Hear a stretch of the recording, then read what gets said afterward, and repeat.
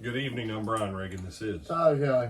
We welcome you to our Twilight Talks. Tonight we're looking at Philemon, verses 15 and 16. Tyler? For perhaps he departed for a while for this purpose, that you might receive him forever, no longer as a slave, but more than a slave, a beloved brother, especially to me, but how much more to you, both in the flesh and in the Lord. All right, so what we have going on here, for whatever reason, Philemon, his slave Onesimus left, his slave Onesimus fled, which was illegal. At some point, apparently he ends up in Rome, whether he went to find Paul in Rome, but he ends up hearing the gospel, he ends up obeying the gospel.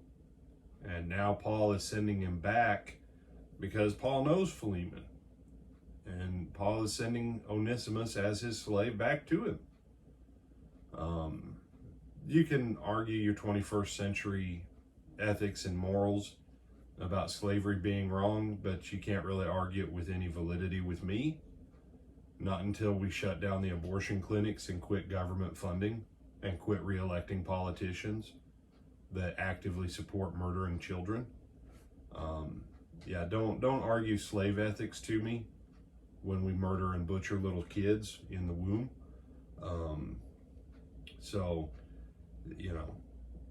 But look at what he's actually saying here. And the reason I draw this out tonight is people go, well, maybe it was for this reason. This is the only place in the scripture you're going to find that kind of mentality. And Paul isn't using it the way people today use it. Well, maybe your knee got shattered because God didn't want you to go to war in Vietnam so that you could become a preacher. Okay. Really? No. And hey, I know you've heard ridiculous, similar kind of stuff through your life, Tyler. Mm-hmm. No. Paul's pointing out to Philemon about Onesimus. You were inconvenienced for a little while. He didn't learn the gospel under you, Philemon. He didn't obey the gospel under you. His departure has resulted in him obeying the gospel, which means as a brother and as a slave, both in the Lord and in the flesh, he is of more benefit to you now if you will handle it right. And so Paul saying to him, perhaps for this reason, the better way that's really translated in our parlance is, Philemon, you need to see the bigger picture of what's going on here.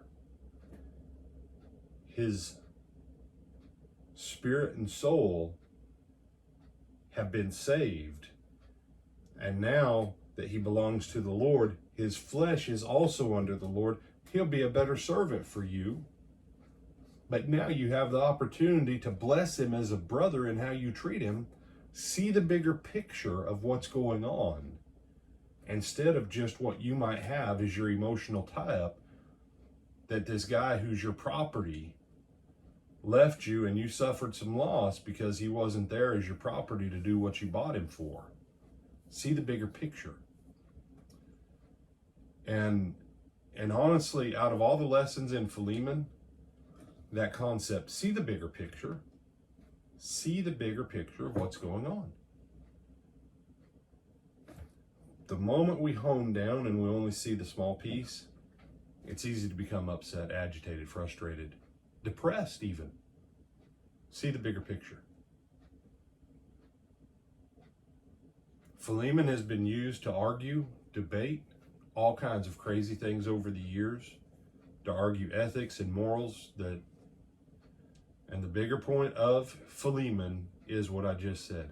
See the bigger picture of what's going on and adjust your behavior and attitude accordingly. You have some other thoughts? No, sir. All right, invite them back for Sunday and tell them what they should do frequently over the weekend. Before we see you this weekend, like, comment, share, and subscribe. But we'll also see you this Sunday at 9:30 at the Lake Butler Church of Christ in Lake Butler, Florida, either on our live stream or in person for our Bible class on Romans. And then at 10:30, also on the live stream or in person, we will have our Sunday morning services. All right. Till then. Have a good weekend.